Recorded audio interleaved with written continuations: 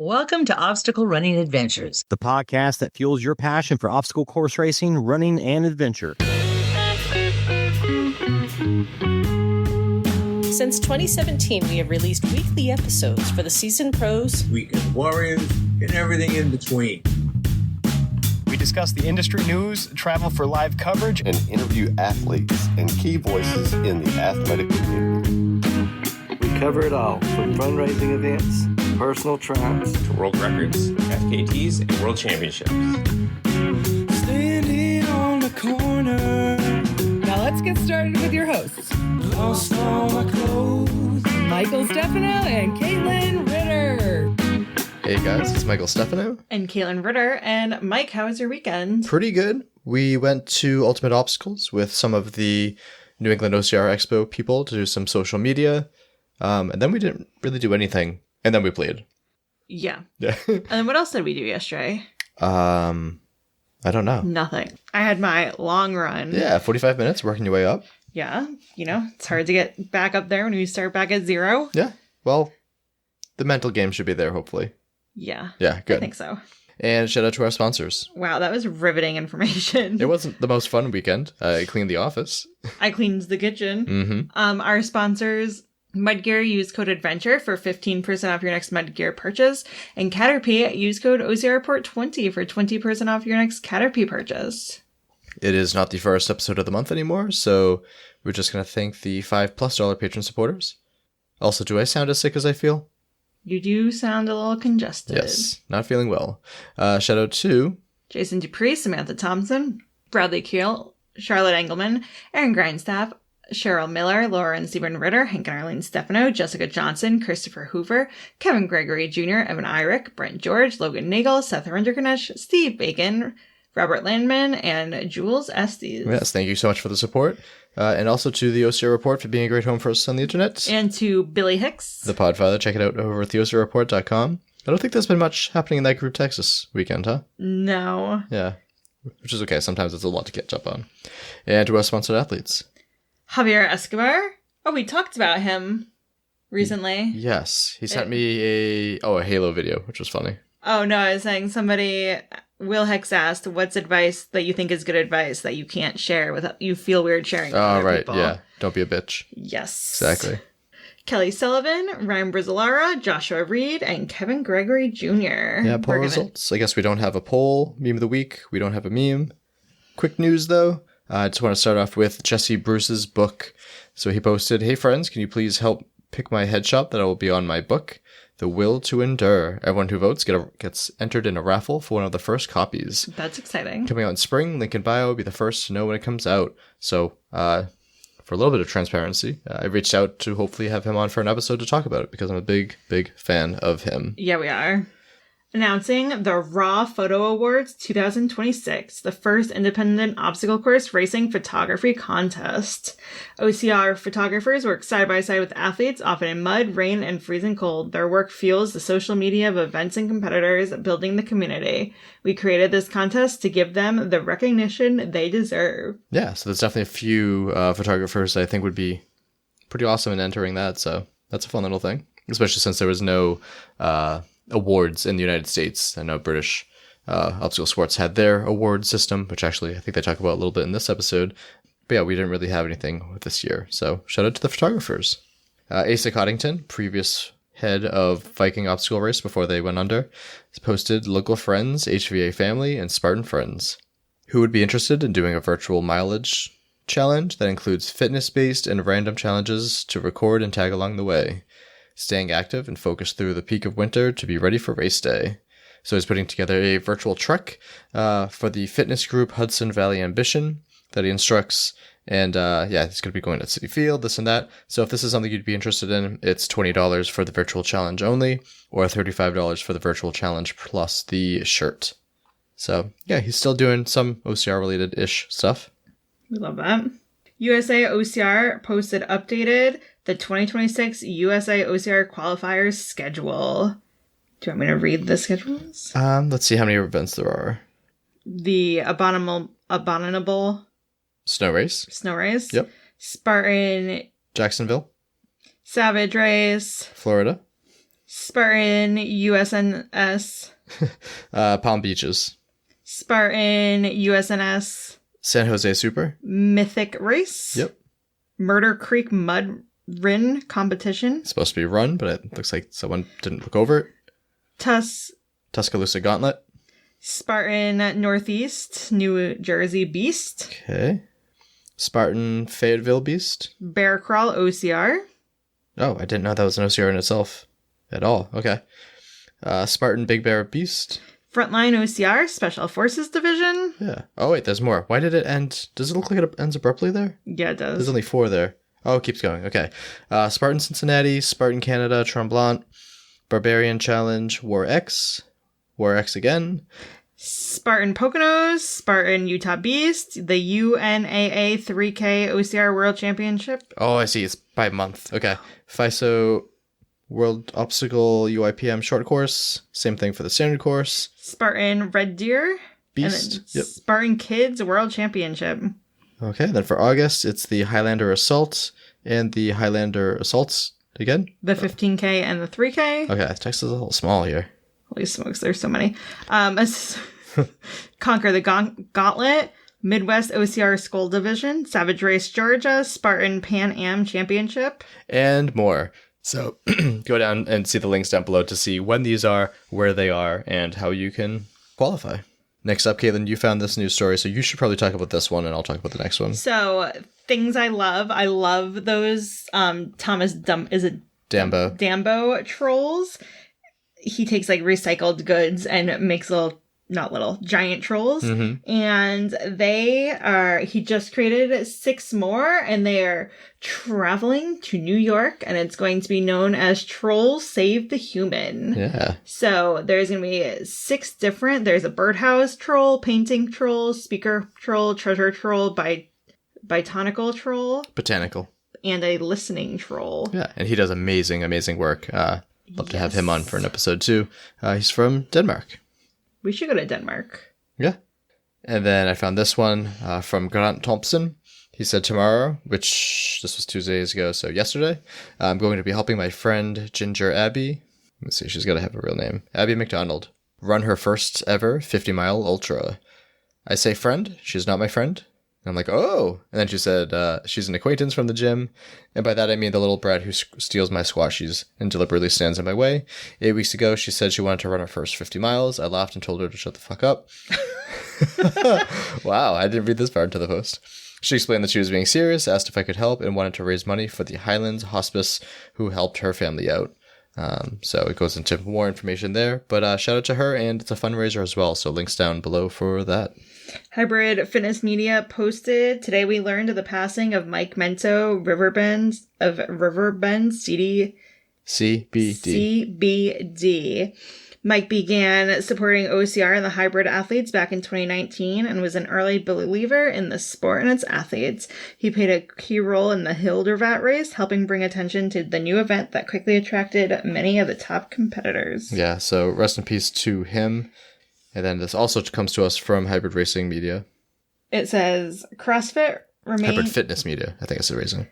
CrossFit remains for sale as of January 2026, despite multiple late 2025 timelines that suggested a deal was nearing completion. Huh. Yep. Joe Moravsky posted, big announcement. Monroe Ninja is coming soon to Monroe, Connecticut. My website, coaching opportunities, registration, etc. will be available soon. Make sure you follow the gym page for updates. Gym coming tentatively March 2026. So he was a cool guy to meet, so congratulations to him. Lionhearts has started 2026 with another fundraiser for Richard Shin, aka Yep. Chainsaw Rick. And I think they only just recently put this up. But if you want to help with his medical bills, there'll be a link down below for that news story as well. There's 5 secret links, so go and check those out. But let's finally get to what this episode is all about. What's it about, Mickey? Well, we've been looking for some more extreme events to talk about in the show. And when we saw that the first OCR was taking place in Antarctica after previous cancellations, we were excited to do an episode on it. So now that I listened to the show that UKOCR podcast releases, I heard that one of the hosts, Becky Neal, was there for the Frigid event. So you'll hear about Becky's background in athletics, how she found OCR, rising up to the challenge of becoming an elite in the sport, the ups and downs of her 2025 season, the OCR in Antarctica, of course, and much more. So let's get to the interview with Becky. Let's do it. We can get started with your name and where you're from. Yeah, my name's Becky Neal. I'm from Poole, which is on the south coast of the UK. Awesome. So this is the first time that we've had you on the show. Tell us all a little bit about your athletic background and how you found obstacle course racing. I've been doing obstacle course racing for about 10 years now. So it feels like it's like a major part of my life. But before I found obstacle course racing, I actually grew up doing running and gymnastics. So 15 years of gymnastics, like aged 3 to 18. I went to university. I started cheerleading, did that for 5 years as well. And then since I was 8, I've been running. I'm 35 this year, so I've been running for over 2 decades. So I felt like that was a really useful background. Like if you put running and gymnastics together, you've basically got OCR. I did other sports as well growing up, like water sports, climbing, and skiing and things. So I've had a lot of exposure to sport over my life. My parents are very sporty. I study sport. I'm a sports scientist, so I'm heavily involved in sport and always have been. So it was kind of a natural progression, I suppose. But I just sort of knew that OCR existed. I observed it whilst I was. I've been to. I'm currently at my 4th university. It's my job. But in my time at another university, I just knew it was happening, but I didn't have any time or money. And I actually started by getting given a free ticket from a friend of a friend who felt pregnant and didn't want to take part anymore. So I took the ticket, went on my own to the first race, which is actually something called the Nuts Challenge in the UK. It's a really classic, well-known, well-loved OCR in the UK, very old school. I really enjoyed it. And then I decided I wanted to do some more. So I started volunteering and stuff. That's great. And like you said, too, like running and gymnastics, like the I imagine like the body awareness that you get from gymnastics really carries you through with like rigs and everything, too. That's great. Yeah. The most useful thing, I think, is the timing, knowing when to move, when to catch. That makes sense. I do not have that. So maybe gymnastics would have helped me. And so like the Nuts Challenge, like how was your first experience? A lot of people, the first time they run it, they kind of get kicked in the teeth. They have like a tough experience and then they come back and want to prove themselves. Like, what was your first experience like? Yeah, it was definitely tough. The Nuts Challenge, I've said this before on other podcasts in the UK, it just makes you feel like your veins are exploding from the inside out because you're basically just throwing your body around against, the natural terrain, obstacles and things. And it's actually not a very long event, but you just feel quite beaten up afterwards from all the trees, and it's through streams, you're going through pipes. You've got now some more technical obstacles in that race as well. And I had no idea how to pace it, how cold I would get. There's quite a lot of water in this race. But I really enjoyed it and I achieved some things that I was quite pleased with. So like I had a good enough time that I thought, oh, you know what, I could do even more here. But I didn't have any like specific skills. Like in gymnastics, you climb a rope with the soles of your feet touching the rope, touching together. You definitely don't do a foot lock. So I didn't have those types of skills. So I knew that there was a lot more to learn. Yeah. And I wanted to compete. I'm a competitive person, an athlete. So I knew that there'll be races and I wanted to try those.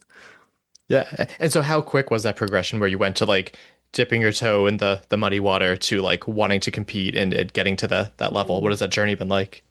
So, I mean, in the first year, I was limited. I was studying my PhD at the time. And so I felt like I didn't have a lot of time to go to races. I was in the lab on the weekends and stuff like that. So I wasn't able to hit it as much as I want. So I observed quite a lot. I was looking at like the Mudstacle League, which is a league that we used to have in the UK that you might be familiar with, and things like that. And I asked for like a present, which was an entry to a race for my birthday.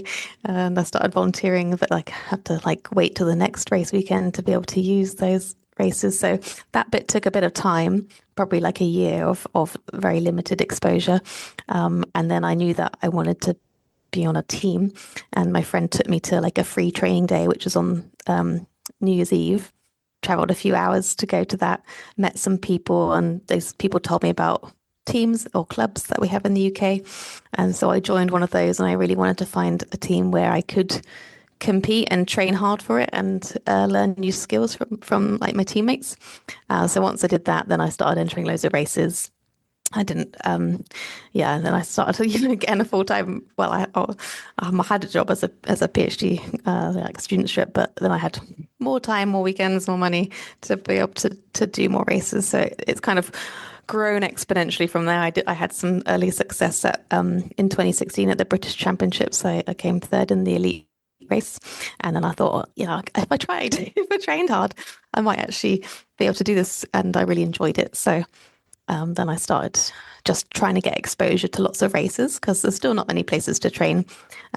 So I thought that the best way to get better was just to race more. And I love racing more than training at the time.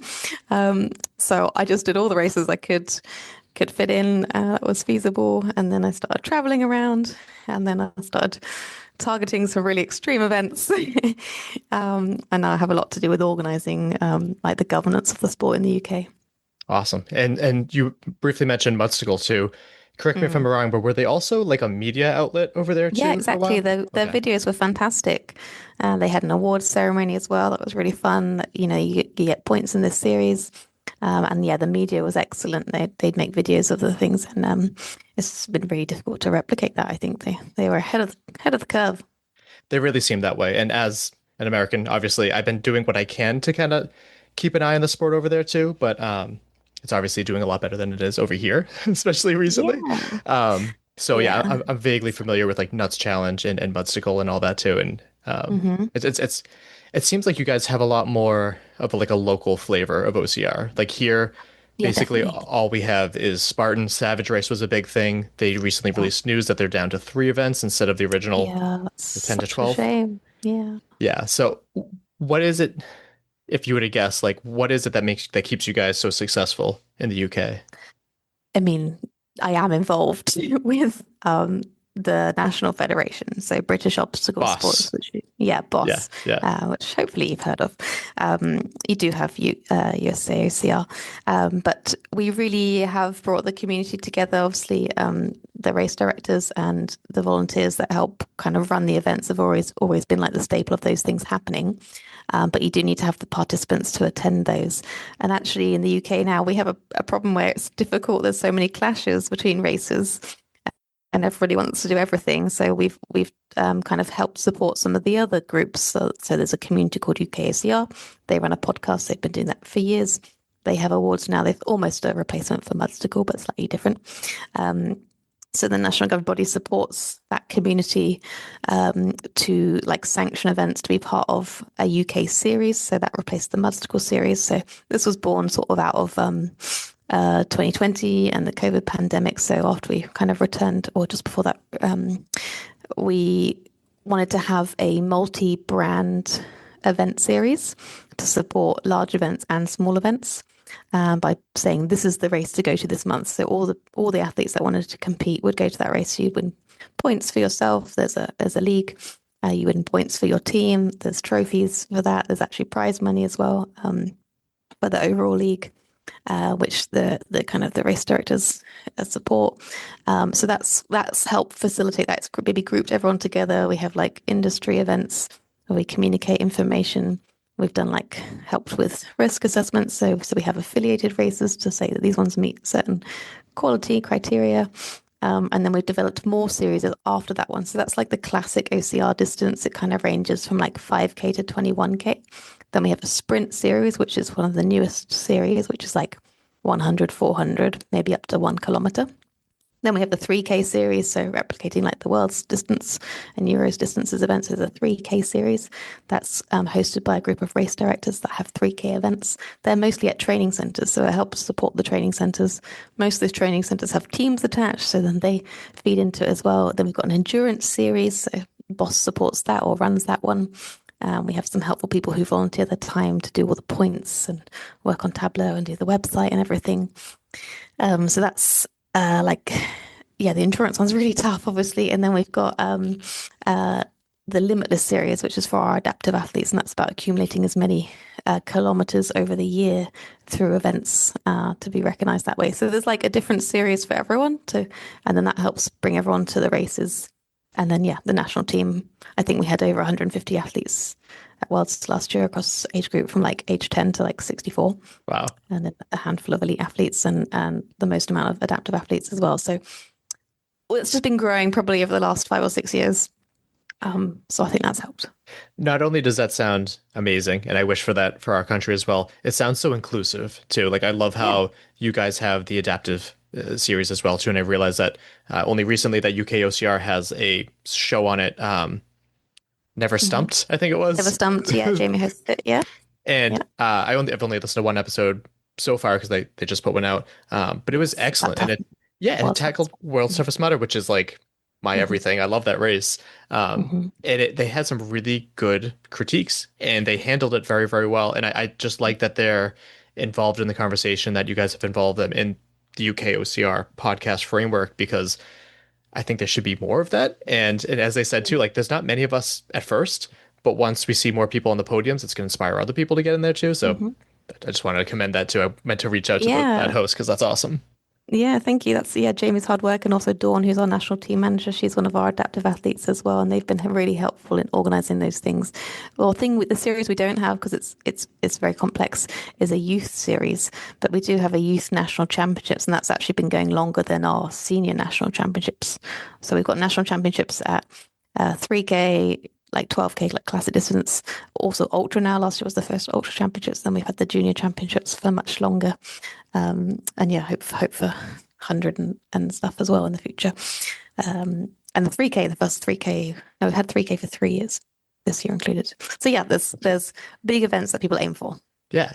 And I think that this is a good example. And I'm hoping that most of our listeners are American. I hope they can see this and understand that this is something that could be helped come to fruition if we support our governing bodies, USAOCR, which had a little bit of a tumultuous background. And in the US, we do things a little bit differently. Everything's privately owned. It's kind of like all we know. Those that are very like ethnocentric is like, okay, this is the way we do things. But to have a series across the country, ours is significantly larger, but that would be amazing. And I think a lot of people would want to see that, especially now when we're losing some of our best races. And I think that working together and helping support this event, it's not dead, but it is dying in our country. So I just wanted to hear that how well you guys are doing and all the stuff that you're doing behind the scenes. Yeah, it's certainly easier with a smaller, landscape, I suppose. And we've found it difficult to get into, to Scotland and to Wales and to make sure different places are represented as well. So we're still working on that. And it's still not the place where we can, as BOSS, host a national championships necessarily. So we're still working with those privately owned companies. So Spartan has hosted our national championships at the classic distance and the ultra distance. We've sanctioned the race. We have separate awards. We have like an international wave and things like that. And because we're the governing body and we are recognised, although not fully by the government yet, we've got an application to be recognised so we can receive funding from the government as an official sport. But we still sanction that event. You can still call yourself a national champion in a sport. And I think that's pretty cool. I think so too. Absolutely. And I have my own issues with like world obstacle and some of like the wider things. But I think overall, like it's the national like governances like have to be supported because that's the only way to really move forward, I think, in the future. Yeah.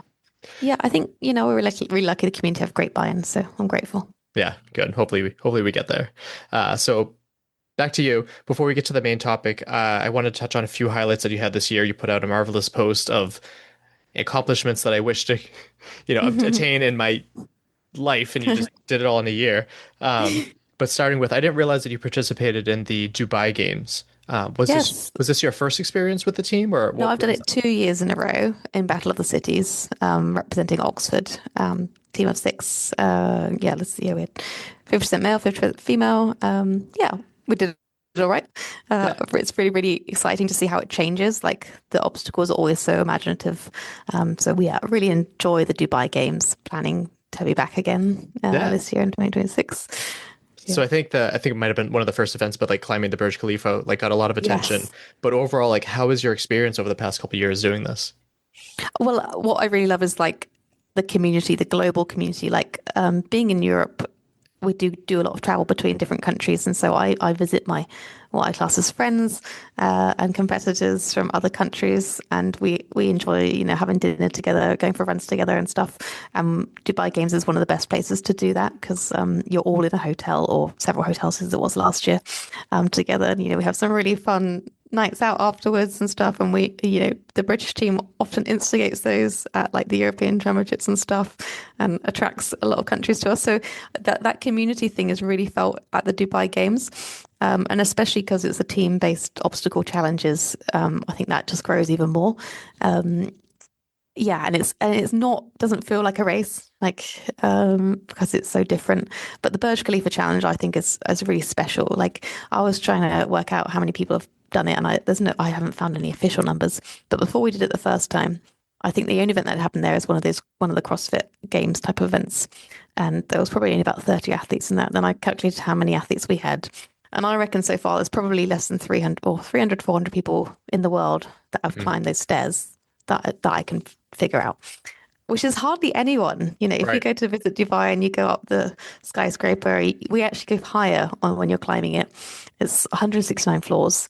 And you can only go as fast as your slowest team member. So you really have to, work together, but you can't really do it for each other. So it's tough, and working at the pacing, and it's funny being in the hotel and seeing groups on the stairs, like practicing. But it gets really hot in that stairwell.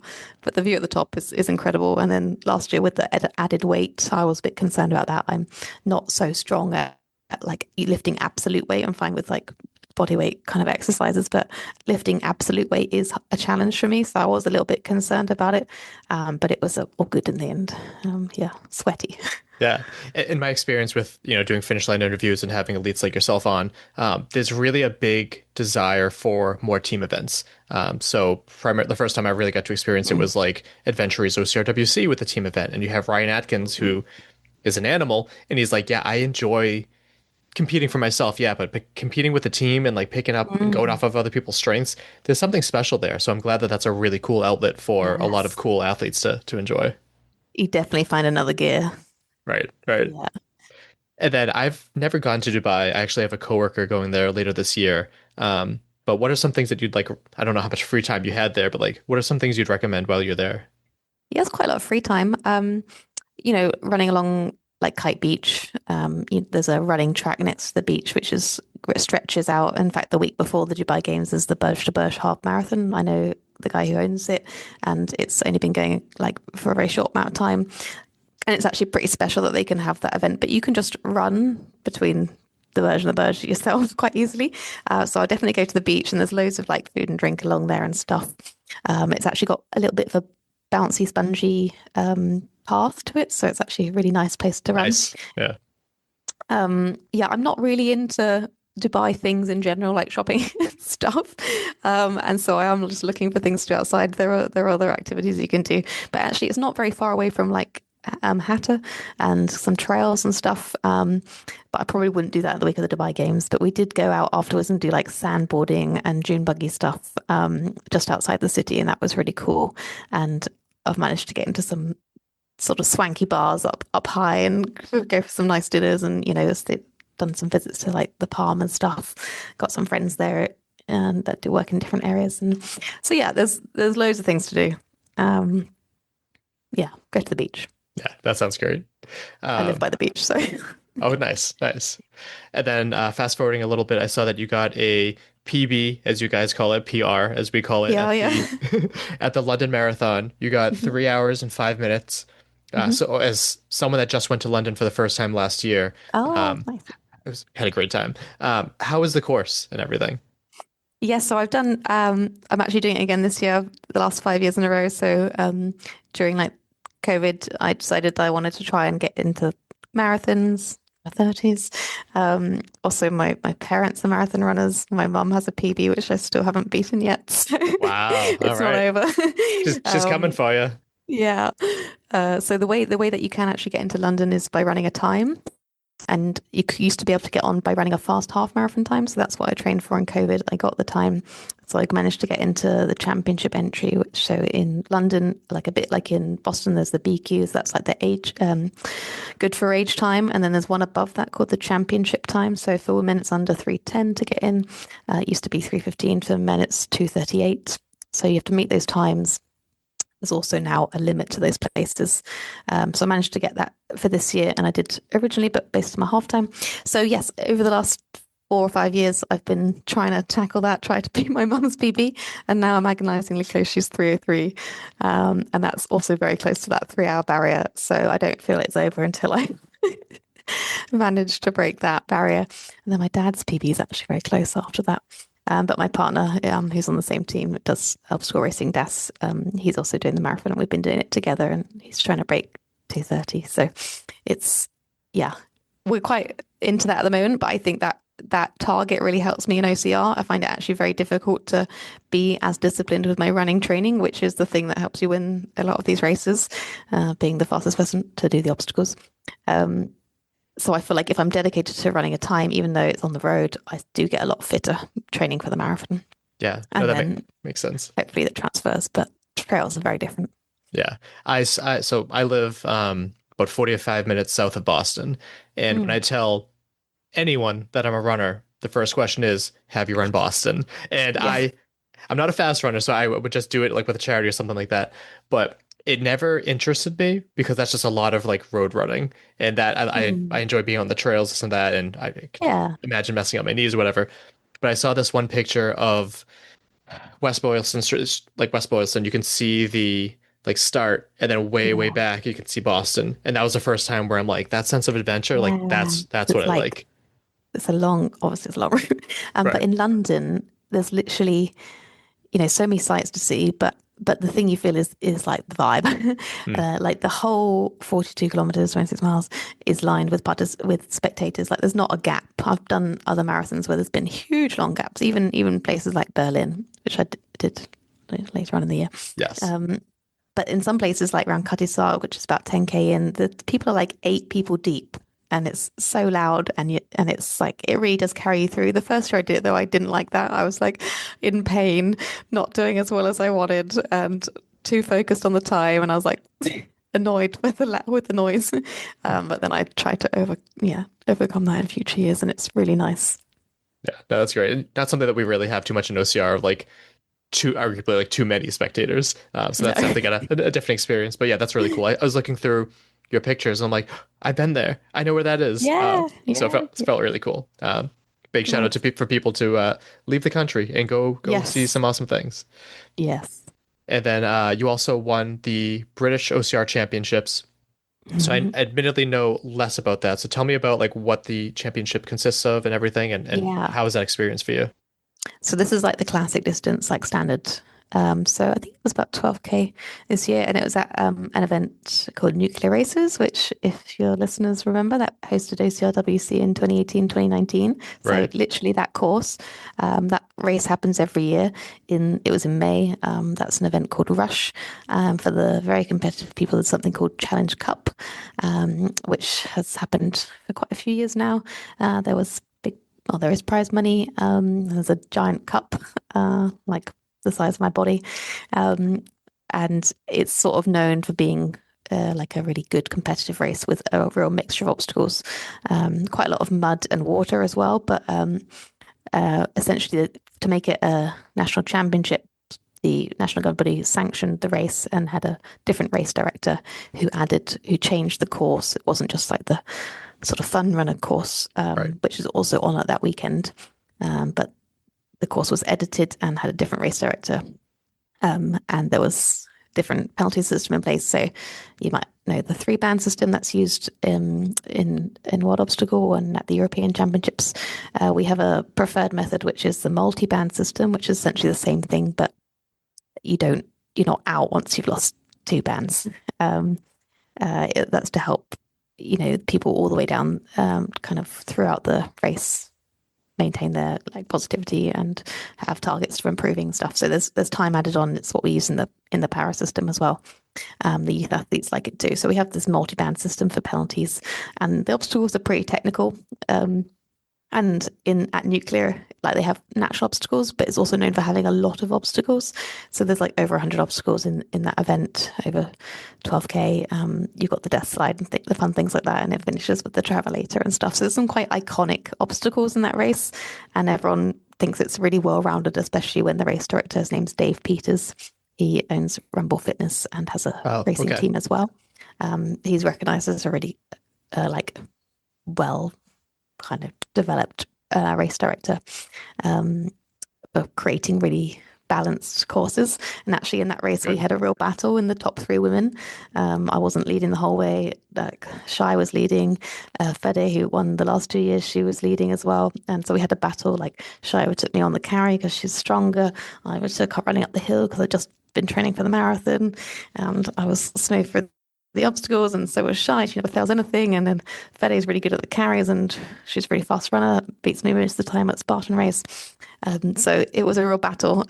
So I was actually really proud of that win, actually. Yeah, absolutely. And I love to hear that it's because it makes sense that there's also another general participation event that weekend too, because it's tough to make money off of the elites. And yes, exactly. We recognize that, but to be able to have 2 separate race directors, I think is really smart in making sure that this is geared for the elites, this is geared for the open waivers. So that's interesting. I don't think we've had events that have done that, but I like that idea as well. And then we have the technical officials, which Boss trains, and they're involved in upholding the rules for that, but that's not needed for the other race necessarily, but they have marshals. Yeah. Good. Yeah, I love that there's training for the volunteers or the marshals, because that's another thing that we, in the last episode where we had a round table, that's something that was frequently brought up of Spartan, they hold themselves accountable for we're this big competitive event, and then they just don't have volunteers that are trained and they don't know what the rules are, and it's really frustrating. And so I'm glad to hear that for a championship event they step it up and make sure it's clear. It's frustrating and it's difficult because everyone's human, Yeah. But we try to we've got different levels to the training as well, level 1, level 2. That's great. And there's also a chief technical official for each event, and we've got a rule book, and there's loads more. You guys should That's great. listen in. Yes, yeah. Imitation's flattery, and I'm looking into that. But you mentioned being human, another aspect of being human, the highs and the lows. You had an injury later on that year that kept you out of the OCR European Championships. So what was the extent of that injury, and how was dealing with that? Well, I actually got injured at the European Championships, so I love racing so much. I love to do all of the events, 100, 3K, 15K, whatever, and usually the national team race as well. So it's always quite a lot of work, really. Over one weekend, I've done that at Worlds and Euros. So this was in the 100 meters. You get 2 qualifying runs before you go through to the top 16 or whatever qualifying rounds are. And I was on the second run, and one of the obstacles is just the sort of 4 swinging wheel type things. Did it fine, didn't do anything different, just hit the bell, landed on the map. As I landed on the map, I just rolled my ankle. I've been injuring my ankle since I was 8 years old. I've been fractured in plaster many times and done it in different sports all the time. So it sort of comes and goes. But this one's quite bad. I sort of split the tendon that goes up behind your ankle, as well as damaging the ligaments. I was very upset, especially because it was my birthday and I was supposed to be racing the 3K the next day. And I thought I was quite well prepared for that race. It was beautiful. It was hot in Lisbon. And I was in a lot of pain. My foot didn't touch the floor for nearly two weeks. I couldn't even put my toes on the ground. It was in so much pain. It was so swollen. But yeah, I think pretty much everybody's had ankle injuries to different degrees, I suppose. But yes, I couldn't get anything to cool it down. It was just 40 degrees. I was crawling up the marble stairs up 4 flights to my Airbnb. I had no crutches for 2 days. I did go to hospital in the end, and fortunately that didn't cost very much money, which I think nice healthcare things in Europe. Rub it in. So Jesus, rub it in. It was about, guys, come over. I know. So yeah, I had an X-ray and a CT scan, and saw some physios at work who I work with and things afterwards. But I was supposed to be presenting at a conference in Italy the day after I got back from Portugal, so I had to go on my crutches on the bus into London to print my poster, to then get on a plane to Rimini to stand up and present some scientific conference on one leg. And I was like crutching like a mile and sweating so much. It was hard. So I was very upset to miss Euros, and then I was really keen after that to kind of stay fit, but I literally couldn't even walk for a long time. And my goal originally had been to get a PB at London Marathon, and then I'd entered Berlin, and that was when I was going to go for that kind of breakthrough time. Yep. And I thought that I'd be able to tackle that, and then that was going to be just before Worlds, so I thought I'd be fit for Worlds as well. So that meant I couldn't train at all through July and August. And then I tried to tackle the things in September, but I definitely was not ready. Right. And so obviously there's the physical impact that injury takes, but it's another thing where mentally, like you are, when you identify as like an athlete, and granted, like you have your full-time job and everything on the side too, but like how was it battling through that too? Because a lot of our listeners are dealing with injuries, and I'm dealing with an injury coming out of it. Yeah. It's frustrating, but how did you keep pushing through it, going to PT and everything? Yeah, it was really hard, especially in the summer. Like I love the summer for being, you've got daylight till 10 p.m. You can train outside after work in the sunshine. Like you can go on the trails in the evening without, I felt like I was missing out on that time. And also like the academic year, I lead a program at the university. So the academic year changes, so I have less contact with students. So I've got a bit more flexibility, still work throughout the whole summer, but do my research and stuff. But I kind of felt like I was missing out on a really opportune time to do the goals that I had planned. So it was really difficult to do that, but I started cycling instead. But rather than cycling outside, because it was still too risky really with my ankle, I was just cycling indoors, and my research is in environmental physiology. My PhD is in heat acclimatization. So I used those expertise to do that training as a way to kind of stress the training more without having the kind of the mechanical impact, the load on my ankle. So that carried me through a little bit, but it's definitely not as nice as running outside on the trails. But I still had these, like I still wanted to get to Worlds. I decided in the end to only do the 3K and also the national team, which was a relay this year, quite different, a 4-person relay. Right. 4-person for mixed, 3-person for women's, which is what I was in. So yeah, I had a target, and I had a solution, which was sweating at 40 degrees inside my living room on my bike.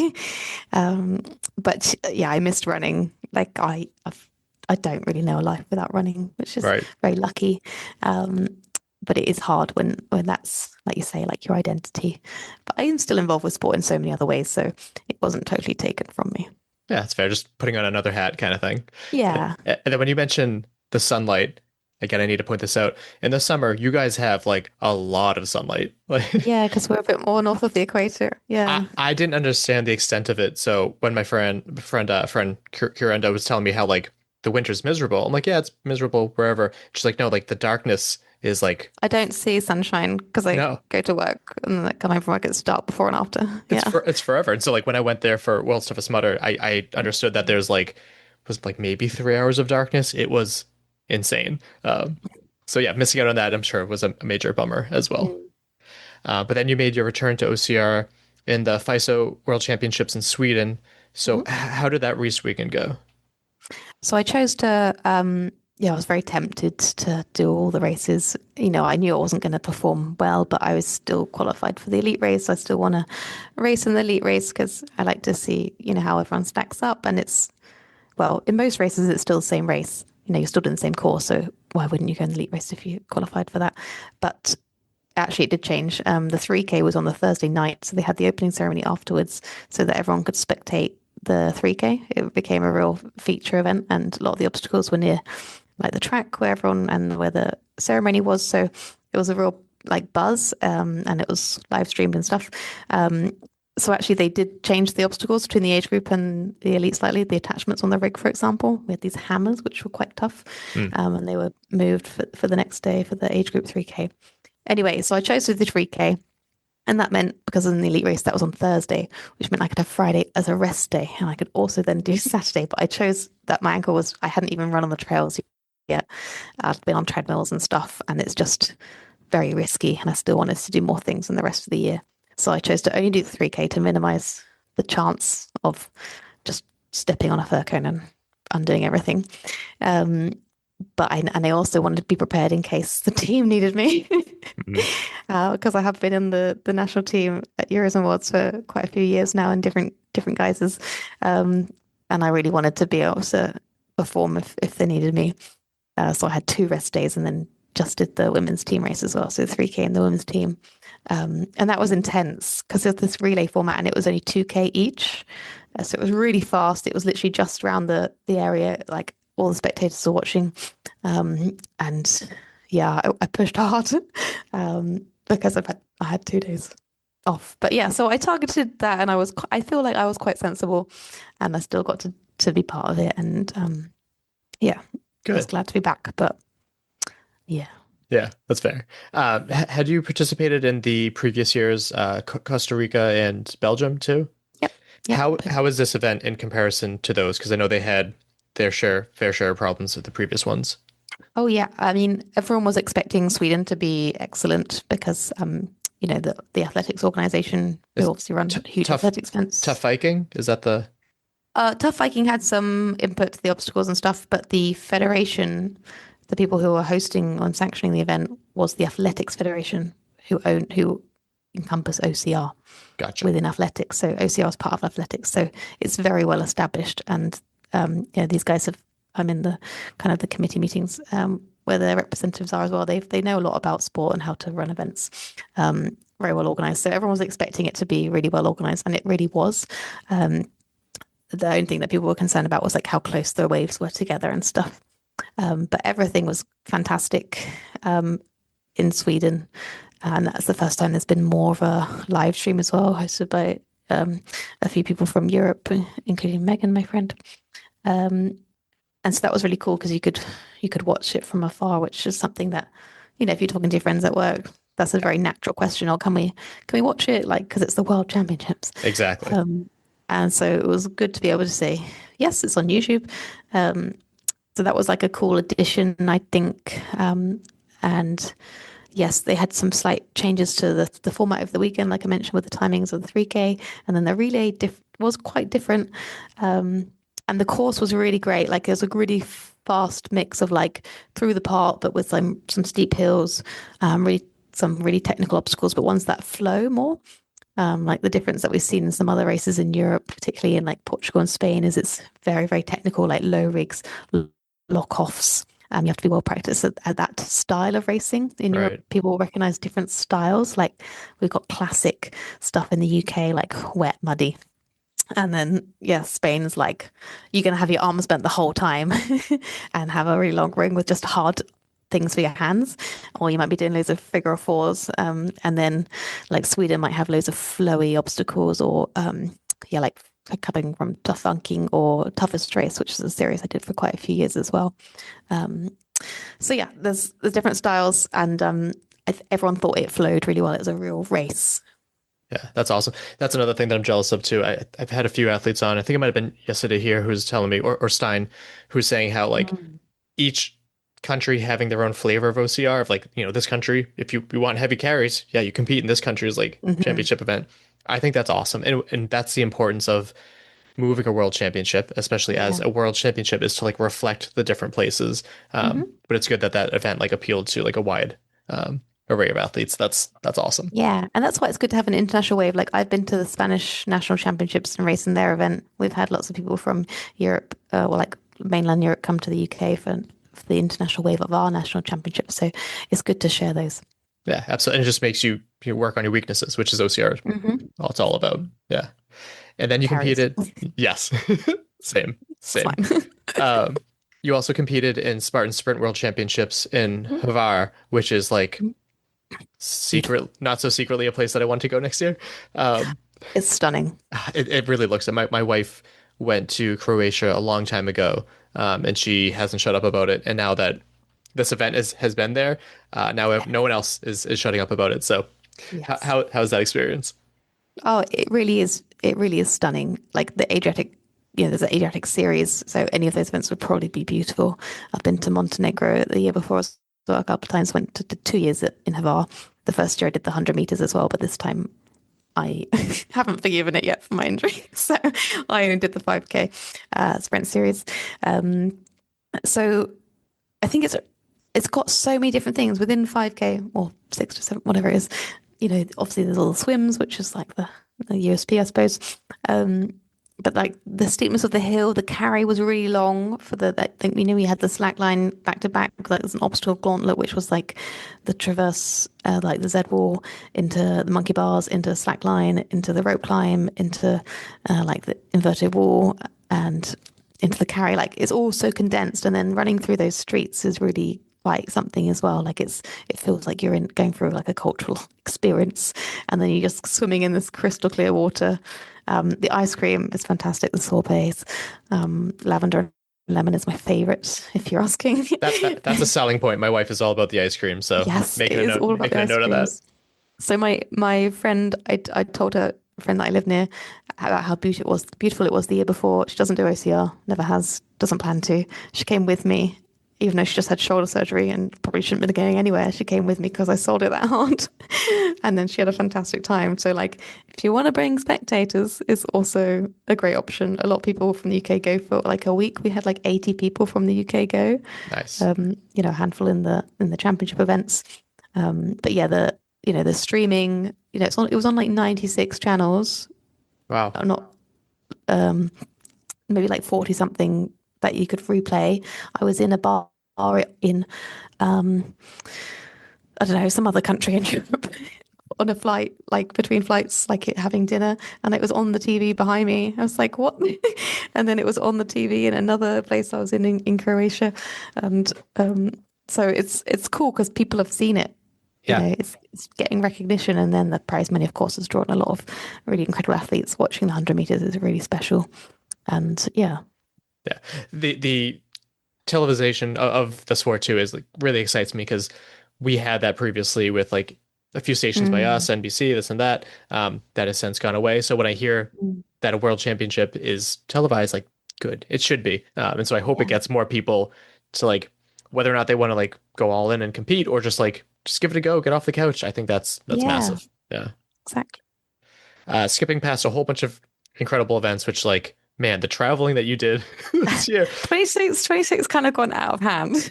I went to Hong Kong and Nepal for work as well, and Peru. Yeah, wild. Brings us to OCR in Antarctica. So when did you first hear about this? What was the whole process like into going to this event? Well, I heard about it a long time ago. I have a folder on my computer that says Antarctica 2023. So I knew about it then. This event's been delayed several years. The guy who kind of conceived the idea, Dave Pickles, he's British. He's the one that had the world's highest OCR on Kilimanjaro and then later on Mount Everest, which I did in 2022. So I'd taken part in that event. I knew him. I'd been to Peru earlier in the year with him as well, and did some research on acute mountain sickness as part of my job.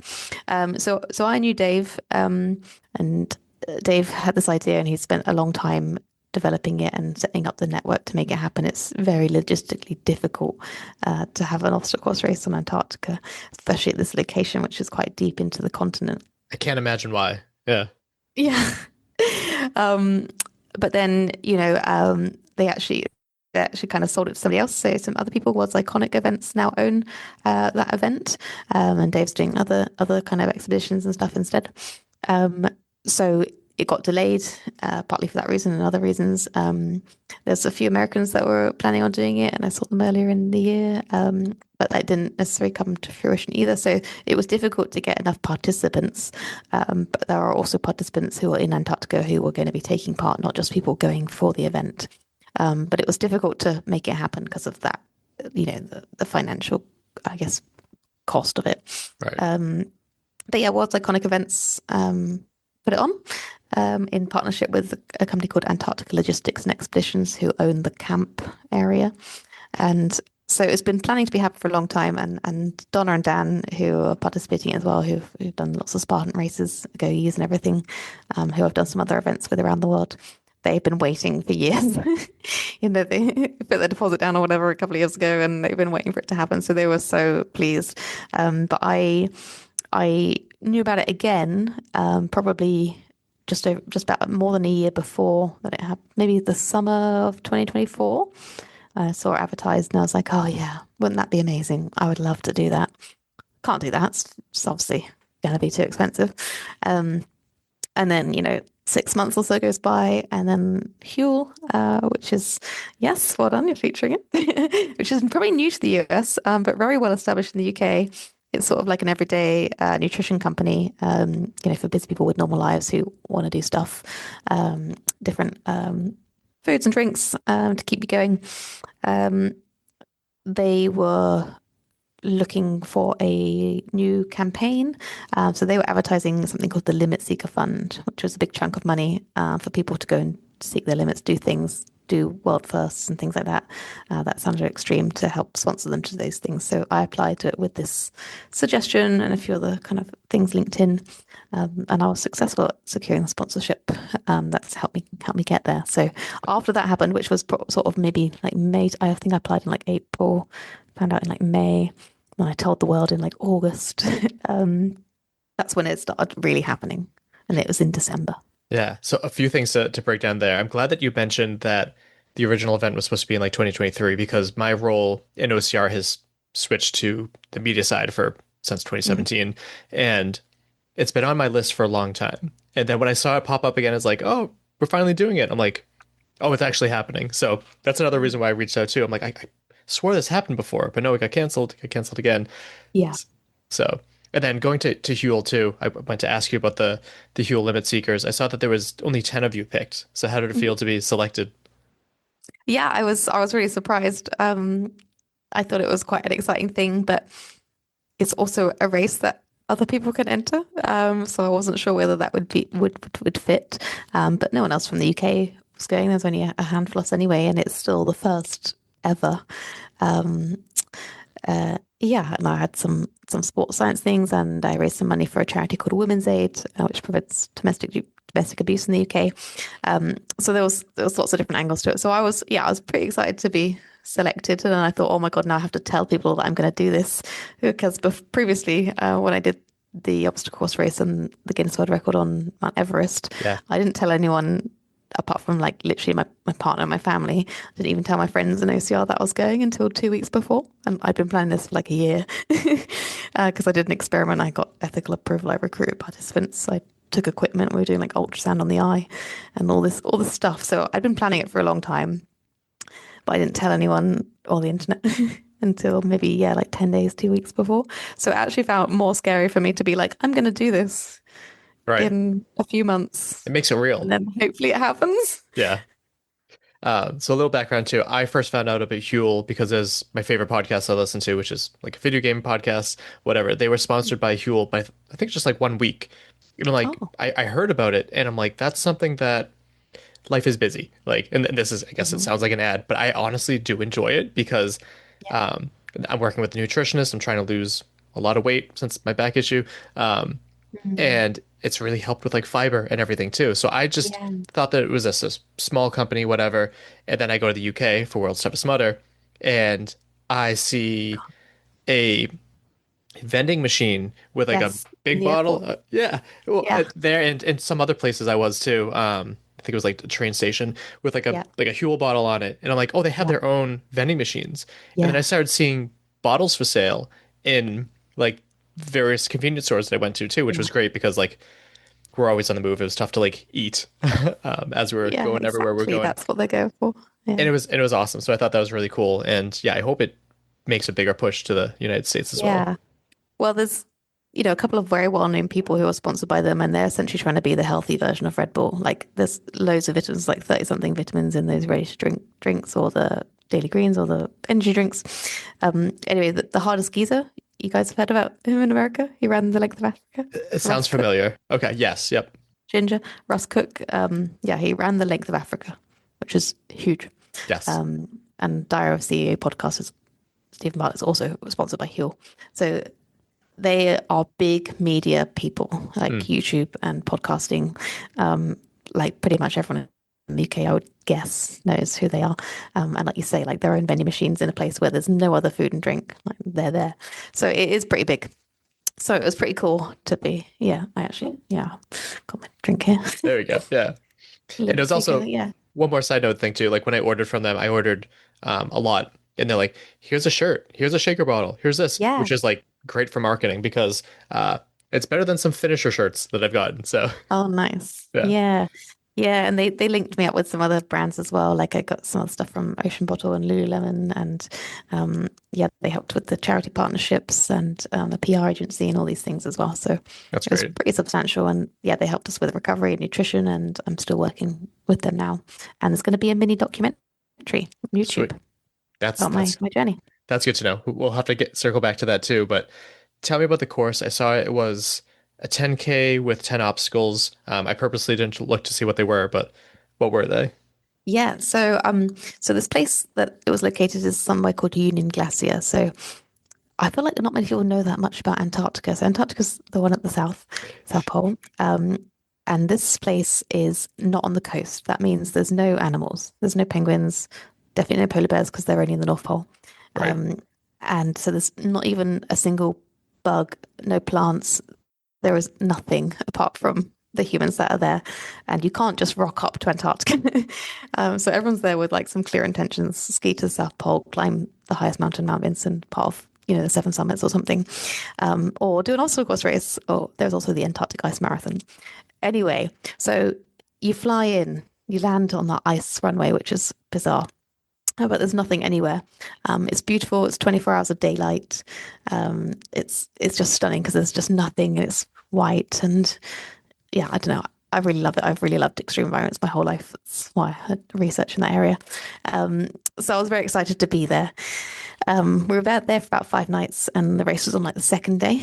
And at that point, it was snowing, which meant the run was actually very challenging because the sky blends into the ground, like it does in other snowy places. But it just felt like, because it was, very flat and very large, like you could look out there for hundreds of miles, and there were some mountains as well.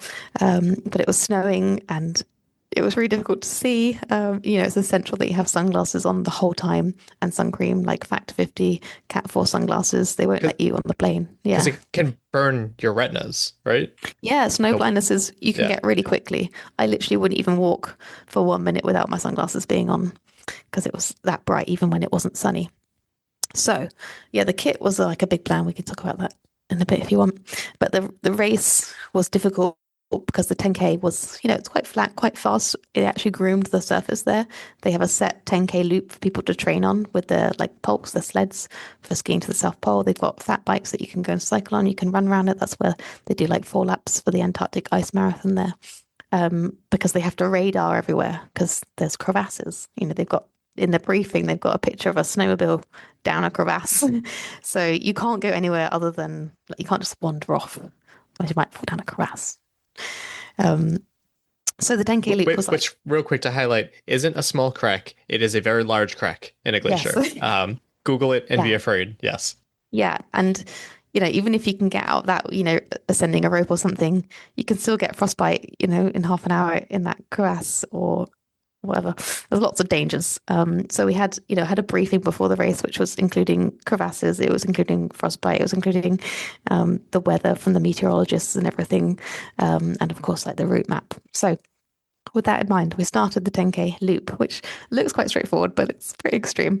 And actually the first obstacle was going to be the rings. And they had shipped this in. It'd been built and shipped in beforehand and built there.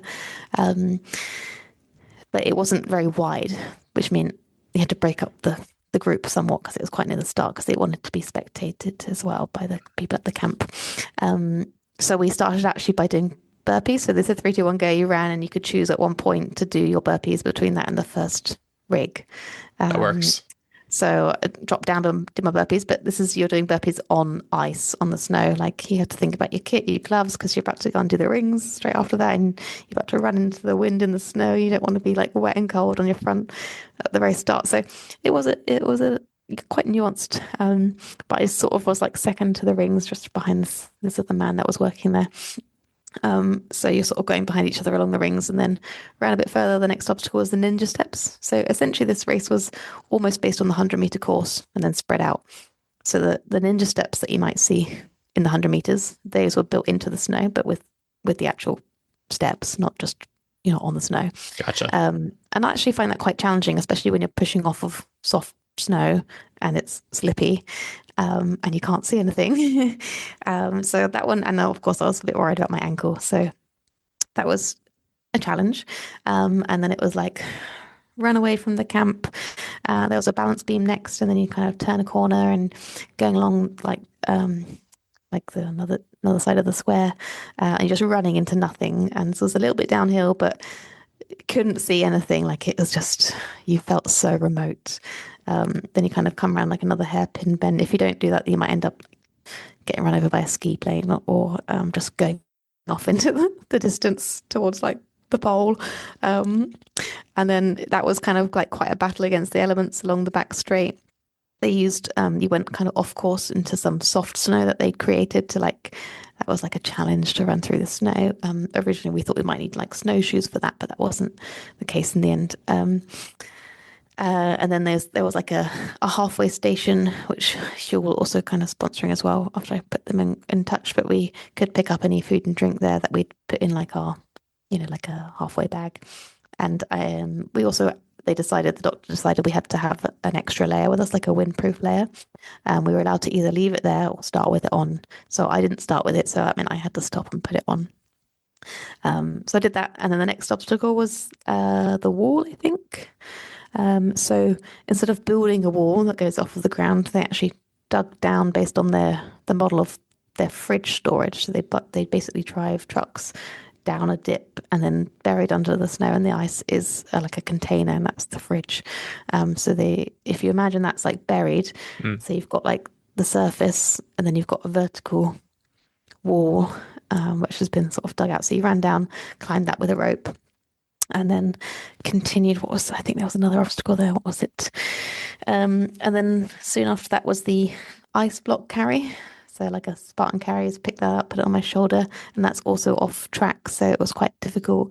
Again, I was a bit worried about my ankle, and especially when you're carrying heavier weight. And then the idea was you take that to your sled. So it's called a pulk in Antarctica. So you put your ice on the sled, and it's already got other weights on it as well. And they made it harder by, instead of letting it slide, they put a rope underneath to act as a brake. So you had to drag the sled 800 meters, which is a large proportion of the race, I'd say. And it was really hard. Like my quads and everything were aching. I'd say that was the hardest obstacle for me and a lot of other people. And then at this point, you got about a mile left. So you turn the corner at the Christmas tree, not a real tree. And then there was like the cargo net crawl, and then like some other steps like they have onto the rings in the 100 meters. And then the last obstacle was monkey bars just for the finish. So it was nice. That sounds amazing. And I guess starting off with, I'm really glad that you brought up the crevasses, because we recently had Christian Brown Johnson on the show, who did the first man to do a 50K on 7 continents in 7 days. Yes. And his first race was in Antarctica, and he talked about the crevasses. And it's not something that I had really thought about, but it's something that I haven't stopped thinking about since, of like what a terrifying death that would be. So what were some of your biggest fears going into this race too, in addition to the crevasses, like the cold? Like now you can talk about your kit. Yeah, it was really difficult to I'm quite good at preparing and thinking. I love maps and how the body responds to extreme environments as well. So I have a lot of knowledge about those things. I like to plan races ahead. On the podcast that I'm part of, Hughes Hot, I'm always recalling the course. Like I can remember in and out. So I feel like I'm well prepared mentally about what I need. But it was really difficult to imagine what you actually did need and what it would actually be like. It's not until you've actually been there, even if you're reading stuff or talking to people that have been there, it doesn't really translate till you actually have been there. So there was things that I still needed. Well, no, I had all the kit, and they got this really good kit list, but it still needs to be personal to you. And I was trying to run fast. I did run reasonably fast. It took me about an hour with that 800 meter sled pull and some other kind of pauses, which is over 20 minutes slower than a flat 10K, but I was working hard. And so one of the big sayings in Antarctica, I don't know whether you've heard it before, is if you sweat, you die. I wondered because, that. Yeah. Yeah. So you obviously don't want to get too sweaty. And then there was this added rule about having to have this layer, which I didn't necessarily plan for, but it worked out quite well. I had about 4 pairs of gloves on me because that was my biggest question before I went, which gloves do I wear? Because, you know, a lot of people in the UK wear those like kind of construction gloves, gardening gloves, because that works really well when it's wet and muddy on metal. But your hands get really cold in them. If you want to have warm hands, you wear neoprene. That's only good if you're like not holding onto an obstacle because they're so thick. Even if you get 2 mil neoprene, it's more slippy than not wearing gloves. So I had like some good kind of grippy gloves. Then I had my big mitts because you have to be ready for -40 and 40-mile-an-hour winds. And anything could happen. So I had my like grippy gloves underneath, but I didn't want to get them to get wet by doing the burpees. So I put my mitts on over the top, but that was quite a squish. And then I had to take my mitts off immediately afterwards and like stuff them somewhere. So I wore my running vest, like my bag, and just stuffed them in the straps. And then in my pocket, I had my other inner gloves. And then in my bag, I had my neoprene gloves, like the Bleg mitt ones that flip up. But I didn't think I'd really need them. But I was like, I'm just going to bring them with me and like a snack and stuff as well. So the gloves was like my biggest question beforehand. I think it worked out well in the end, and I have a windproof, which I've never really raced in, and that's got a big map pocket on the front, so that was perfect for putting my gloves in as well after I put it over my jacket. But yeah, I'd gone to Iceland to visit my friend a couple of weeks before as well. She's been living there for about a year. She does OCR in the UK, and she's been testing out kit as well. So I went and checked some of my kit and like my leggings, made sure that they were really thick and windproof.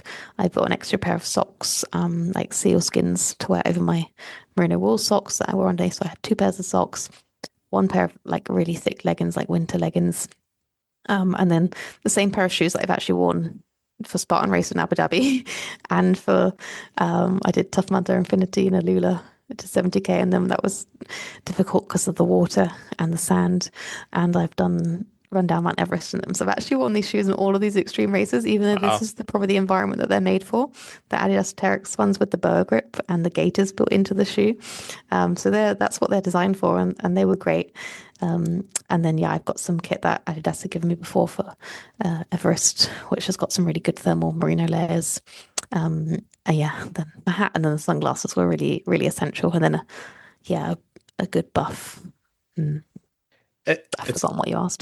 Just the kit. Yeah, I mean that's fascinating. I am someone who loves the cold. I'm the weird New Englander who it'll be like 25 degrees and I'll be out there shoveling in shorts and a t-shirt. Obviously not something that you can feasibly do there. So I had that you put the temperature was -15 degrees Celsius, which is 5 degrees Fahrenheit or American. Yeah, it's okay. Yeah, it's cold for a British girl from the beach. It's just so wild, and you're right. Like it might as well be almost like another planet. You can read up on it as much as you can, and even this conversation. But like, there's no way to. You have to experience it. So I hope to make it there someday, but I don't know what I could do there. There's no running water. Like you can't wash your hands for a week. Right, and then I also had to talk about like what's the toilet system there? Like what's you know how all the urine gets shipped out on the plane. Like you can't just wee in the snow. Right. Yeah, that's I didn't think about that either. It has to be shipped back. Yeah, they asked me like what am I using for my menstrual cycle to make sure that would work in Antarctica in the kit check before we left Chile. Like they're going to those lengths to protect Antarctica from any like waste, I suppose. Yeah, I would not have thought about that either. That's super smart. So safe to say you had a really memorable experience there.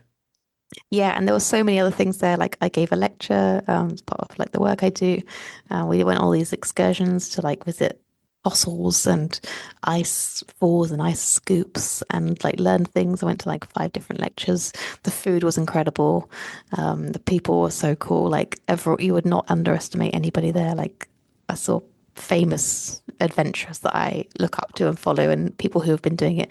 You know, Rob Swan was there, and he's the first person to have gone to both poles, the North and South Pole, and this was probably the last time he's going to be in Antarctica. And I sat next to him on the plane leaving Antarctica, and I was thinking, my God, you're like the polar explorer, and this is you leaving Antarctica for probably the last time. This is like monumental. and he has a school called 2041, which is the year that the treaty's up, the Antarctic Treaty, because nobody owns Antarctica. And so he's trying to educate people in the younger generation. He gave a live lecture to school kids whilst we were there. And there's all these things going on. It's super cool. Like, you got Nims guiding things. I got other friends going to the South Pole. My friend's there right now. She's summiting for the first woman with type 2 diabetes to summit Mount Vincent. There's so much going on. And yeah, it's amazing. That's good to hear too.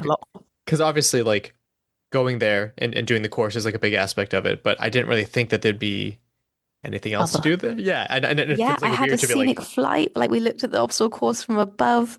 Yeah, it was amazing. That's awesome. Do you know if this is something that they're going to put on? Because again, like, the first time is the big time. Like, that's the same with Mount Everest. Like, that's the big headline and everything. Do you know if this is something they're going to do again, or if there's like enough interest? Or that's the intention. And it went well, went smoothly. The Antarctica logistics people were pleased with it, I think. So yeah, that's certainly the intention. I don't know when the plan is for the next one. Right. What was the like turnout for the runners? I've no like. Yeah, so they were going to cap it at 20 people. Between us, the time span was huge, and they have to think about the safety of that. And also, they're probably going to redesign the course to be able to handle more people as well in the future. But we had 15. It was almost, it's an odd number, 50-50 gender split as well. That's awesome. That's really cool too. Is there any advice that you would like, if someone was thinking about taking this on in the future, or just thinking about going to Antarctica in general, like any advice in addition to that long list of kit, which is really good to know, but anything that people should know? Well, I think there are some real kit essentials. Like, you can get lots of different types of clothes and layers and stuff and build that to suit yourselves. But the real essential things were sun cream and sunglasses. And we had cloudy days. But those things, you cannot not be using them all the day, every day. Like, they are essential, and you need to have almost backups, or you can't just be like, oh, I'll get the ones that are almost right. You do need to like I don't know, whether you spoke about it before, but they cool the plane down half an hour before you land. You put all your layers on. So I'm on the plane, putting my sun cream on, putting my mirrored sunglasses on with the side covers, ready for like literally stepping off the plane into that rather than going to the camp and getting ready. So I think those are like essential things. But there's lots of different, it's very different if you go on a cruise to Antarctica, to the peninsula, and you go interact with the penguins and the wildlife there. That's very different from going to somewhere like this, which is so isolated, so remote. It's about 400 miles from the penguins, and you're still a long way from the South Pole as well. You'd still have to fly to the South Pole with oxygen. Like, it's actually on average, I think, the highest continent in the world. Although the summit of Mount Vincent isn't that high, but on average it's very high. But the ice is like 4 kilometers deep. There's so much to learn. Yeah. But yeah, a couple of kit essentials, and yeah, just understanding where you're going in Antarctica, because they're very different places, and there's a lot of rules around the wildlife. Like, the signs like you cannot sit on the snow. You can't even sit. Clean your boots and everything. Oh, interesting. Okay, that I wouldn't have thought of. And it's funny because I obviously have heard of like snow blindness and stuff and thought of like the sunglasses. I don't think I would have anticipated the importance of sunblock or sun cream, but that follows the same logic. That makes sense. Yeah, and if you're sunburnt, you're way more vulnerable to other like cold injuries, like non-freezing cold injury or frostbite. If your skin's damaged, right, or getting too hot or too cold, really. But yeah, it could be so sore. But yeah, you can get snowblind or sunburnt very quickly. And then recovering from that, if you get snow blindness, you need to go and wear a mask for like 24 hours. You need to like be blinded and not see light. And it's so painful and really sudden. It sounds it. And you may have 2 eyes, but like, I couldn't imagine I don't know, having that kind of damage to it. That's terrifying. Yeah. But you felt like you felt good in your kit though? Like the temperature that you ran in felt that good in between? Yeah, I think so. Yeah, afterwards, I took my dry robe as well. You guys know about dry robe. They gifted me some stuff as well beforehand. And I was like, I'm not sure whether this is actually works in Antarctica. Usually they have much more insulated polar gear. But another common injury is something called polar thigh, which is where, that can go through 3 layers of clothing. If you just have, you can start basically having a rubbing, and the cold wind can hit you and you can lose your skin basically, and that can create real big sores, and that's like an expedition ender type thing. But that wouldn't happen over a short term event like this. But so like a combination of like chafing almost, and that? It could start with that, yeah. But it's mostly from like the wind, literally just going through layers of clothes and rubbing and stuff as well. Wow. But the reason I bring that up is because that means that they're very keen on you having very long jackets. Like even if it's well insulated, it needs to cover, like go beyond your bum, down your legs a bit. So that's why the dry rub was good, because it really protected you from the wind. So I had that before and after the race, and there was, like I said, quite a large space in the time of the finishers. So, we were considering doing another lap as a group. That wasn't really feasible in the end. So I was, watching people finish for quite a while. And so I had the dry rub ready, and you could really feel my toes to get cold off after that part in the race, because they probably were sweaty. Right. Yeah. And then in terms of, the 15 participants there, I'm sure some were just there for a good time and for the, historic first event, like that's a big deal. Were there any people that their sole intention was to be competitive? Like I don't imagine they had like podiums or anything there, but that was probably me. Okay. That was probably me more than anyone else. Yeah, people not necessarily looking to win the race, but people I ran as fast as I could basically. But other people were just trying to enjoy it and ran fast. But I did see some kind of sprint finishes, like the overall third and fourth place. So there's one man about maybe 3 minutes ahead of me, and then me, and then the rest of the field. But like there was a battle for third place between two guys. One of the guys who'd been planning this for a couple of years, in fact. And actually, what it came down to was his skills on the monkey bars. He's a Spartan racer, has done the Everest OCR. This is Dan Charco, and the other guy got to the obstacles first, but was not well practiced, and we'd decided, and I'd help input into the decisions on what the penalty should be. Like we still wanted it to be a fair race. Okay. World Obstacle had been involved with planning it as well. And so the penalty was you could have another retry.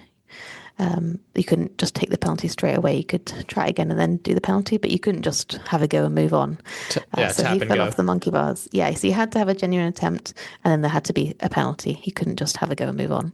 So this guy who was in third, who was not an experienced OCR racer, he came off the monkey bars. They're very high, actually. And this is at the end of the race, and grip is hard when it's -15.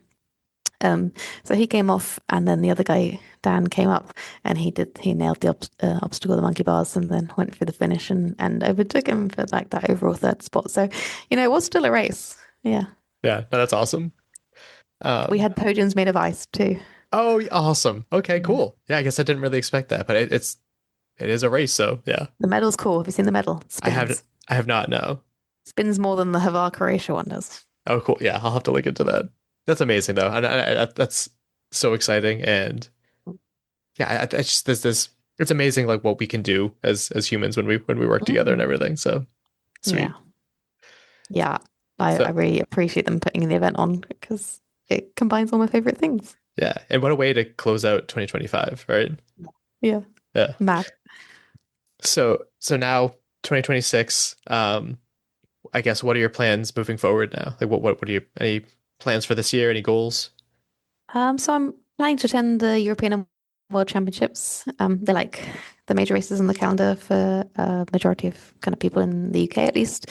So that's the Euros is in Spain. And then the Worlds is in Ireland, right, in August. So those are the big plans. And then, as well as that, there's the London Marathon, which is in April. And then we have our national championships. So I'll be taking part in the 3K, which is in Scotland in March. And then the 12K, defending my title, is actually back at Nuclear again in May as well. And then we'll see where the rest goes, plus the Dubai Games. And yeah, at this point last year, I didn't think I was going to do all those things. I did the Red Bull Ibiza Royale as well. And some other smaller events, part of the UK series. Yeah. So yeah, wild. Who knows what we'll end up doing? Right. I know. You mentioned how World Obstacles World Championships is the FISA World Championships is going to be in Ireland.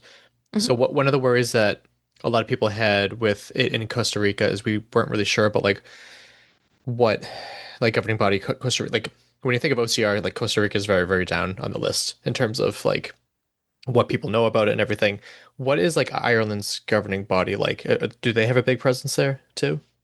So the community is smaller, but they are using an events company to host the events. So people who are well um, practiced in hosting sporting events, that's why they had the basically the practice run with the European 400-meter championships. I'm not sure if you followed that, but that was at the venue last July. So they've already done a test event with the company who are going to be running it, and it's not a federation. It's not the Irish OCR Federation, and it's got buy-in from like the council, basically the local council, as well as the university that's hosting part of it. So part of it's on the race course, and then part of it's on the track at the university, which is where the 400-meter Euros was last year. So there's lots of professional bodies that are involved with it. Okay. It's not just OCR Ireland hosting her World Championships. So yeah, there's the events production company. There's the kind of recognition of, I don't know how it works with the local government, and then the university. Okay, good to know. It's so confusing for us over here, so I'm trying to do what I can to understand all that. But OCR is confusing in general. yeah, I'm definitely getting more and more optimistic about that event too, because before there's just kind of like speculation of how it would be. Again, if everyone was very optimistic about Sweden, but we weren't really as sure of how Ireland's going to go. So I hope that's an awesome event as well. We have hope. I was in there. I've competed on that. Well, I walked my injured ankle and did the low rig, did the relay with the girls. But yeah, we have hope, and everyone in the UK sees that as the World Championships and a big event to aim for in 2026. Awesome. And then also, again, as an American here, I have an implicit bias to focus on like OCR in the States and stuff, but I try to make an effort to spotlight athletes from all over the world, with or without translators.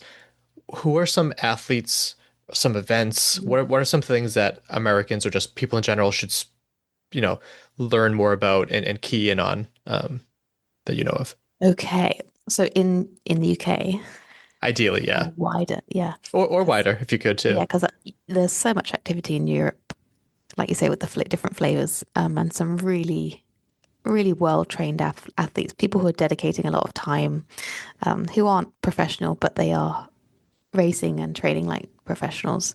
Right. I think that's like really impressive. In the UK, we've actually been trying to develop our 100-meter squad a lot more, and there's a lot of people who are very keen for that. So part of BOSS, we have OCR, but we also have ninja sports. There's 2 disciplines within the National Federation under obstacle sports. And actually a lot of people from ninja have tried taking part in 100-meter OCR. So we're really like impressed with the commitment of athletes to 100 meters. And then we've actually had a lot of success at the international events with that. And that's driven by some of the members of the community in particular, but we have got like a subcommittee. We do actually, the Pentathlon GB have a training center. It's not our OCR 100-meter course, but, we're working well together to create opportunities for our athletes to prepare for our competitions as well. So the short distance is really coming along. And so we'd love like other countries to come join us for those events, because it's really difficult to find those types of events, even more so than some of the other races that maybe we've seen disappear. And the 400 meters is probably going to grow as well. But in terms of athletes, it's really hard. I'm just going to list a bunch of names because there's loads of good athletes to follow in the UK. If you're not already, I'll start with the women because I love to spot the women. So I've already mentioned Federica Di Caria and Shyla Duhaney. They're 2 ones to watch. So we were the top 3 in the 12K. If you're interested in following some really excellent Masters athletes, we've also got Tamar Barkley, Laura Hayward, Louise Ferryman. And then in the men's race, people are really good at different distances. We had some really cool battles between some of the ultra guys. So my partner Dassel Scanella and has had some really big battles. Daniel Tipcombe usually wins most of the races, but one of the athletes that's kind of returned is Tom Tweddle. And then we've got some guys who are a bit younger, like Finley Greenleaf and Morgan Maxwell. They're the accountability corner guys, right? Yeah. There we go. I had them on last year. Yeah, well done. Yeah, and Chris Shipley, who I did the podcast with, but he's going to be doing less OCR next year. But there's a real, a good 10 or so men that all could change position loads. Like we got Ferg, Jason, who else? We got tons of people. And then the 100 meters, you got like Thomas Matthews, Jack Andrews, they're always battling. Johnny Hunter, he's got podiums at age group level in a couple of events now. Yeah, who else? Lots of people. Yeah. It's an impossible question to ask. Of like, oh yeah, name every elite ever. Come on, like that's usually what I do on our podcast, though. It's who's hot, so we predict who's going to win each race, and then we review it. So we do talk about them a lot, but yeah, that's so many. And of course, Libby, she's doing well at Spartan. We had her on too. Yeah. Oh, there's actually one really young girl who's one to watch for the future. Izzy, she's already beaten a lot of the seniors. Oh wow! So I'm a bit scared. It's so fun to see because in the States we had VJ Jones, right? And he was like the young kid that was kind of growing up on the sport. We're like, what's going to happen with him? And he's kind of turned to high rocks, to speed golfing, to this, to I don't really know what he's doing now. I should probably reach back out and see what's going on. But like, it's been really interesting. Something on social. Right. But it's been really interesting seeing like Libby like grow up in the sport too, and kind of almost like a somewhat equivalent over there. And she's been killing it. And I love that she's been like turning around and lending a hand for others to like definitely grow into. Yeah, it's amazing, and it really makes a difference to those youth athletes that see this progress and then success on a senior level as well. Right. Because we actually got loads of youth athletes who are really keen. Love it. If you want to know some more names, you can just go onto the British Obstacle Sports website and go to competitions page, and it's got the UKOCR series results there. Okay, cool. I'll actually all the different series actually. I'll link that below as well too. Then awesome. So we actually have an awards night. There's lots of other things like OCR Personality of the Year. There's different nominations, Community of the Year, but we also use these standings to actually give the awards. So it's not a favorite thing; it's a competition, and there's prizes. I think that's. Do you guys call it's the short list? Is that like what you guys called it? You guys had like an episode on it. Yeah, there was a short list. Yeah. And I think it's good that you have. There's a panel on things as well. You can vote.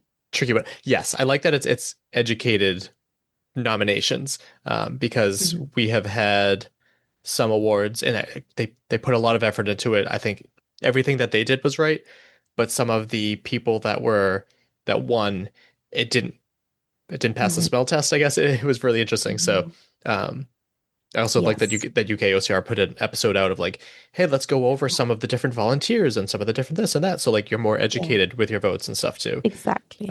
Which is great. But yeah, I'll link that down below as well. Yeah. And then that awards ceremony is actually on the day of the 3K championships. So hopefully everyone attends. And then the next day is the UK series event. And it's like one of the most loved races. So it means that everyone actually comes together physically. That's great. So starting to wrap up, any sponsors or people that you'd like to thank and shout out? Well, I'm part of Team Nuclear Phoenix, which is supported by Nuclear Racers, which have been for a long time, and love those guys.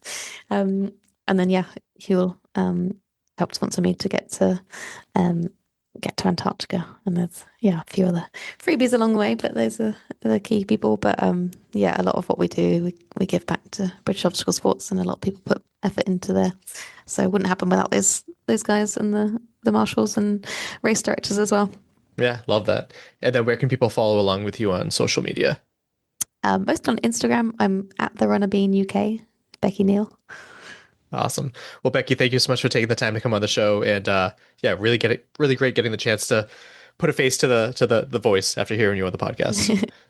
Thanks very much. Welcome back. Thank you, Becky. Be sure to follow her on social media, support her sponsors, and check out her work with British Obstacle Sports. For related episodes, episode 420 was Accountability Corner with Darren Martin, Morgan Maxwell, and Chris Shipley. Episode 459, Libby Joyce on Spartan Youth Insurance Changes, Championship Events, and more. Episode 467, Christian Brown Johnson on his Guinness World Record setting project 5077. Subscribe and follow wherever you get your podcasts. We are Obstacle Running Adventures, and we have not had a podcast review in over a year. Yeah, which the reviews don't really do much to help the show, but I do appreciate the people that write in on social media and leave us feedback. I appreciate that. We love feedback. Support us on social media. We are on Facebook and Instagram at Obstacle Running Adventures. Yeah, you can support us financially at patreon.com, as little as $2, or as many as $10. Get all sorts of behind-the-scenes perks, like they've already seen the episode that comes out next week, so that's pretty cool, too. Or you can Venmo me directly. Sure.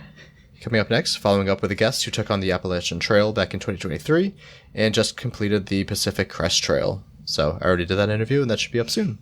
Awesome. I do have a joke and a quote. Okay. Is it that every time we record, the heat comes on?